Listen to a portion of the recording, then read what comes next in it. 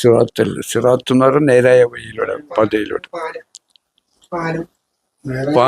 പാലമല്ല, നമ്മുടെ ഉദാഹരണങ്ങൾ പറഞ്ഞ നേരായ വഴിയിൽ അള്ളാഹുവിന്റെ മാത്രമായ അപ്പാതയിലൂടെ വഴിയിലൂടെ സഞ്ചരിക്കുക എന്നുള്ളതാണ്.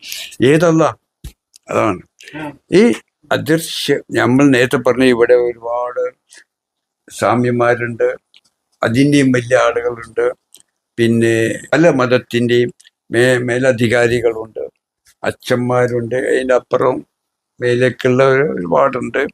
മുസ്ലിമുകളിൽ വരികയാണെങ്കിൽ പണ്ഡിതന്മാര്, വലികൾ, ശേഖന്മാർ, കുത്തുബീങ്ങൾ എന്നൊക്കെ പറയുന്നു. ഓരോരുത്തർക്കും മനസ്സിലാക്കിയ വിധമുള്ളതേ അറിയുള്ളൂ.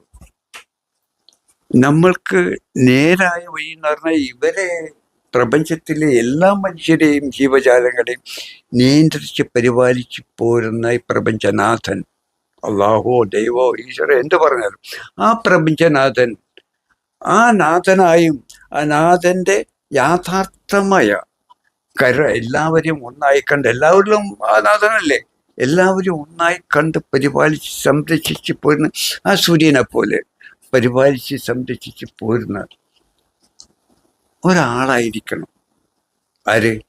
ഇഹ്ദിന സിറാത്തൽ മുസ്തഖീമായ ആവുന്ന. അതേസമയത്ത് പലവരും പല രീതിയിലല്ല മനസ്സിലാക്കുന്നത്. ആകമാനം ഒന്നായിട്ട് ഒരുവനായി കാണണം. അതിലേക്ക് ഇഹ്ദിന സിറാത്തൽ മുസ്തഖീൻ അതായിരിക്കണം.